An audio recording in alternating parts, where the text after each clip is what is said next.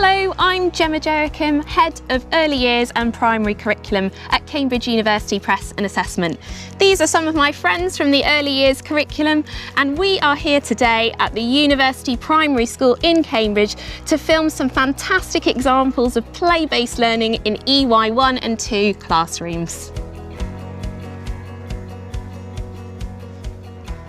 So Charlotte, we're here today in your lovely reception classroom, which in the Cambridge Early Years curriculum we call Early Years 2.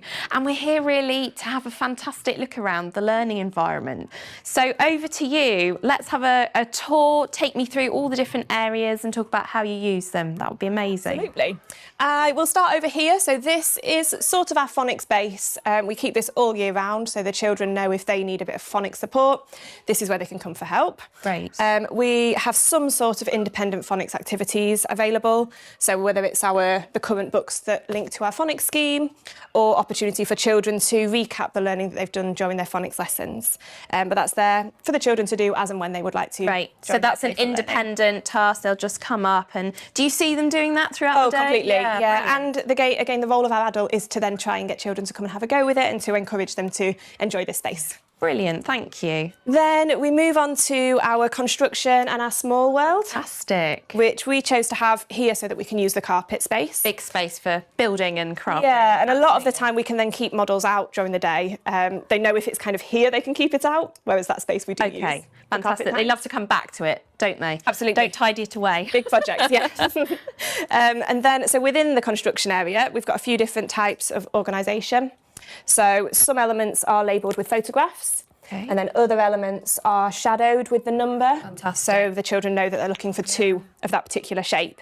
So it really brings your maths into your tidy up time. And those independent skills as well. So they're able to tidy away without too many prompts from the teachers in the room. And it's about introducing that gradually, isn't it? And showing them how to do that. A lot of our construction resources, so we do have some of the lovely wooden blocks, but a lot of it is items that are recycled or from scrap stores. Amazing. Which actually we find the children use more than the blocks that we intended on them using. But there's lots of elements that are recycled in there.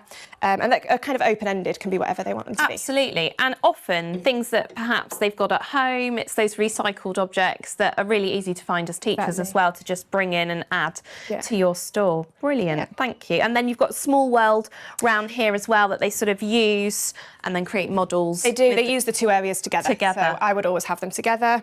And then some opportunity for mark making and writing. Fantastic. Whether that's making the sign that says, don't tidy this away, or drawing a picture of their model. Right. There's lots of different elements of mark making and writing. So it's great to be able to bring that into all areas of learning. Absolutely. Fantastic. Thank you. We'll head over. Yeah, I can see some lovely examples of all their hard work here. So tell me about these books. So the centre table is generally used for adult group times. Okay. So all the children will do a couple of group times throughout the week in reception. Small groups with adult directed tasks. Then the shelving through the middle is kind of aimed to be in the middle of the room because it's a central part to their everyday. So we've got sort of writing and maths sort of tools for the children to select. And this is just for the children to self-select as and when they need it.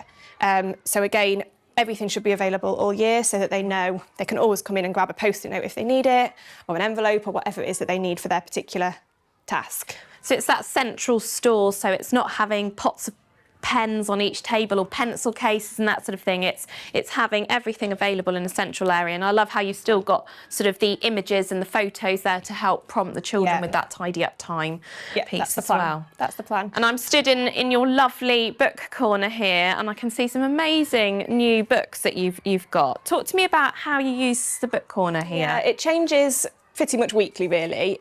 We update the books for our projects each week. Okay. So then within the book area, you'll find previous project books as well as some new ones, and then particular books that the children are interested in or that represent a range of diversities. Right. So the book corner changes a lot. But the children know that if there's a particular book that they want to go back to the library to get, we can always go back do to that. it. Fantastic. And do you find that they come here sort of during the day? Yeah. cozy up with your lovely teddies and just really have a go at reading on their own. Yeah, it's busy all day, every day. And I think familiar books is important for the children. Yeah. The style of having the books on display like that, a bit like when you go to the shop and you can see everything, really helps with the children, something catching their eye. Absolutely, it makes it more accessible for them, doesn't it? And easy access too. And I love how you're sort of celebrating different types of books that you've read here, and here talking about favourite authors as well, and sort of that book talk that's being encouraged, which is great. The display always shows our project books for the whole year. Great. So we're wandering over here now, and I can see one of what was my favourite thing when I was little, Play-Doh area. So is this sort of your sort of rotating fine motor skills section? It is. It's Play-Doh at the moment, but it isn't always Play-Doh. It's always some sort of fine motor, whether it's threading, picking up tiny objects, sorting by colour, anything that gets those fine motor skills. And behind me, it looks like we've got a lovely sort of maths activity set up. So is this sort of an independent style task? It is. Yeah. It's an independent task at the moment, which is maths-based. Isn't always maths-based, it will change, but the logic is that we will introduce the independent task during our carpet times and show the children how they could use it, but it's open-ended enough that they could do it lots of different ways, basically. Right. So at the moment we're really looking at number bonds to 5, which we did in our maths the previous week, and this just gives the children opportunity to practice those skills during playful learning. Brilliant. So you're modelling it, you're then recapping the learning from last week as well, and then they're able to come and practice again. That's brilliant, and it's sort of a routine that they're used to, whether it's for maths or writing or whatever. Yeah. Fantastic, thank you. And over here I can see lots of really fun and creative tools for children to make some masterpieces with. So I'd love you to talk me through your creativity area. Our creative space changes a lot throughout the year, actually, because we gradually introduce all of the equipment. So if you came to us in September, it looks like we've not bothered to set up because all of the labels are there, but we don't have all the resources out yet. That's interesting. So this is one of the few areas that we introduce the resources, we show the children some basic skills, and then the resources are free for them to use as they go. Okay. So we really take it slow. Yeah. Glue sticks, for example, we do a whole week on how to use a glue stick. Really important. Exactly. And then the same with over here, the painting station. So the children have free access to various different types of paint, which we've introduced really gradually. We've shown them how to pour them into the palettes, how to wash up when they're finished. So the children should be independent in this area. Fantastic. I think that's really interesting because there's so much in a creative area within an early years classroom, and sometimes you just see children don't know what to select and how to use it. So by taking the time to sort of implement and teach specifically a skill for each box, that's a great technique. And so do they access this sort of freely throughout the day? Yeah, and it's one of the busiest areas. Brilliant. And the thing that I like about introducing the skills is that we see the children creating so many different things with those skills, rather than we've not introduced, this is how you make a penguin, for example. We've shown them how to do a particular skill, and then they do with that whatever they want to. Yeah, so you're seeing sort of cutting, rolling, all of those sorts of things happening in one creation. Which can quite often, they take it in different directions to what we were ever expecting. Yeah.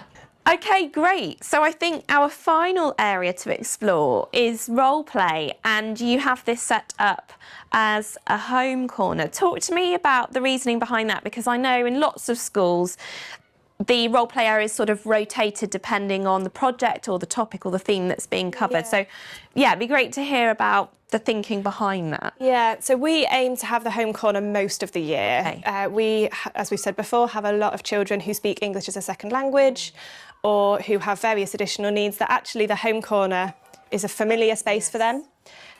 So it's used all year round and really develops that communication and language for lots of children. We do enhance it, and occasionally it will turn into something else. So, for example, when we were learning about different festivals, we've had particular food in there that links to certain festivals or special events. Occasionally the children will transform it themselves.